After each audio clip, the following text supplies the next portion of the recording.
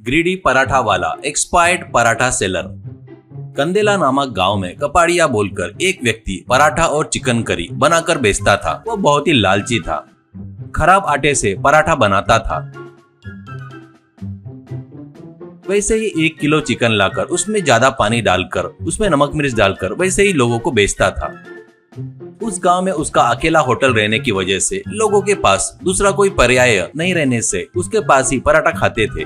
ऐसे रहते हुए कुछ दिनों के बाद वो शहर जाता है तो वहाँ उसका सुपरमार्केट में काम करने वाले दीपक से मुलाकात परिचय होती है। उसके द्वारा एक्सपायरी हुए सो पराठे सस्ते में मिलते हैं करके पता करके उन पराठों को लाकर लोगों को बेचता है।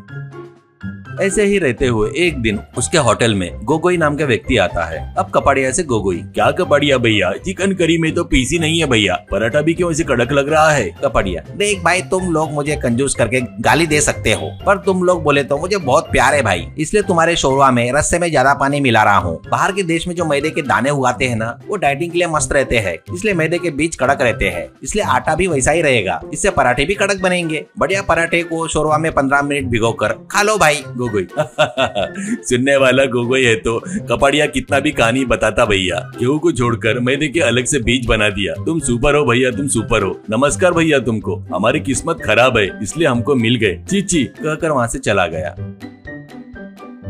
ऐसे कुछ दिनों के बाद दीपक और कपाड़िया भी बार में पीते हुए अच्छे दोस्त बन जाते हैं। ऐसे ही रहते हुए कुछ दिनों के बाद कपाड़िया के पास उस गांव का प्रेसिडेंट पटवारी आता है। अब कपाड़िया से पटवारी, ए कपाड़िया, अर्जेंट से ₹1,00,000 चाहिए रे, थोड़ा अर्जेंट है रे, एडजस्ट करके 4 दिन में वापस कर दूंगा रे। कपाड़िया, तूने पैसे मांगा मतलब कुछ हुआ है क्या? है वो बताए बगैर मैं नहीं दूंगा, ऊपर से अपने ब्याज के बारे में पता है ना। पटवारी, सब पता है रे बाबा, पहले पैसे दे दे रे, ऊपर से बाढ़ आकर बाजू का गाँव पूरा डूब गया, वहाँ के बेचारे लोग को देना है रे, कहता है। इससे कपाड़िया अंदर जाकर पैसे लाकर पटवारी को देता है। वो लेकर प्रेसिडेंट वहाँ से चला जाता है। अब कपाड़िया मन में, अरे वाह, अभी ये प्रेसिडेंट पैसा लेकर गया, लोग बढ़िया बाढ़ में बहकर जा रहे हैं, अब उनके पास फुल पैसा रहता होगा, इसका फायदा उठाकर पराठा ज्यादा रेट में बेचे तो पैसा ही पैसा, पैसा ही पैसा करके सोचता है। बाद में कपाड़िया दीपक के पास जाता है। वहाँ पर पूरे खराब हुए सो पैकेट को अपने असिस्टेंट बिरजू के साथ मिलकर लेता है। बाद में अपने होटल में पराठे फटाफट सेक कर चिकन ग्रेवी डालकर वो एक ऑटो में लेकर पड़ोस के गांव में जाता है।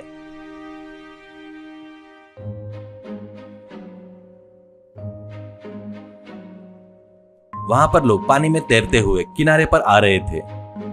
उनको देखकर बिरजू से कपाड़िया, अरे इतने सारे लोग पानी में बहकर जा रहे हैं तो कितना अच्छा लग रहा है रे, ये क्या रे, मेरे को थोड़ा सा भी दुख नहीं हो रहा है। बिरजू, भैया इसको ही मतलब ही बोलते हैं भैया, वैसे भी तुम्हारे बारे में किसी को पता नहीं, पहले काम होने दो भैया, मुझे अर्जेंट काम है भैया, मुझे लड़की देखने जाना है शादी के लिए। कपाड़िया, तेरे को लड़की देने वाला बेवकूफ कौन है रे, रुक जा, ये काम होने के बाद मैं खुद तेरे साथ में आकर तेरा रिश्ता तोड़वा दूंगा, सबको बताऊंगा कि तू बहुत बड़ा बेवकूफ है करके। ऐसा कहता है। उसके बाद किनारे पर खड़े होकर लोगों से कपाड़िया, अरे आओ भाई, आओ आओ आओ, तुम्हारे लिए ही स्पेशल पराठा लाया हूँ, स्पेशल चिकन करी भी लाया हूँ, आइए आइए और एंजॉय कीजिए, एक प्लेट सिर्फ 200 रुपए में। ऐसा कहता है। रेट ज्यादा हुआ तो भी बेचारे बच्चे पराठे के लिए जिद करने लगे। इससे किनारे पर आए हुए सभी लोग उसके पास पराठे खाने के लिए आते हैं। अब उनसे कपाड़िया, देखो ऐसे ही किसी को भी कुछ भी नहीं बांटना बोलते, हमारे गांव के प्रेसिडेंट यहाँ पर पैसे बांटने आ रहे हैं, वो जो पैसे देंगे ना उसमें से मेरे पराठे के पैसे दे दो, पर अभी कोई उधार मत मांगना, ठीक है ना। ऐसा कहता है। अब बच्चों को कपाड़िया एक्सपायर हुए सो पराठे दे रहा था। वो देखकर बिरजू, भैया भैया, सुपरमार्केट से दीपक ने फोन किया है भैया, अभी ही एक्सपायर हुए सो पराठे 100 प्लेट आए हैं बोलते, इनसे मिलकर टोटल 200 प्लेट हो गए भैया, इनको कैसे भी ये बस नहीं होंगे, मैं जाकर वो लेकर सेक कर लाऊं क्या भैया, एक्सपायर हो गए ना भैया। ऐसा कहता है। तो गाँव का एक आदमी, क्या रे, हमारे घर डूबकर हम दुखी है तो हमारे बच्चों को खराब हुई से पराठे देता क्या, कमीने, तू इंसान है क्या जानवर है, करके उसको पकड़कर उसकी जमकर धुलाई करके पानी में गिराकर चले गए।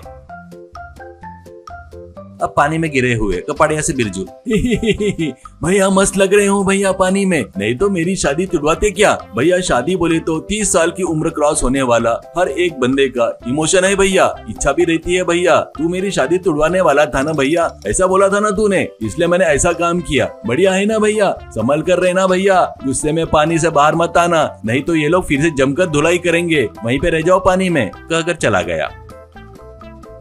कपाड़िया बाहर निकलूंगा तो लोग फिर से मारेंगे करके डरकर पानी में ही रह जाता है।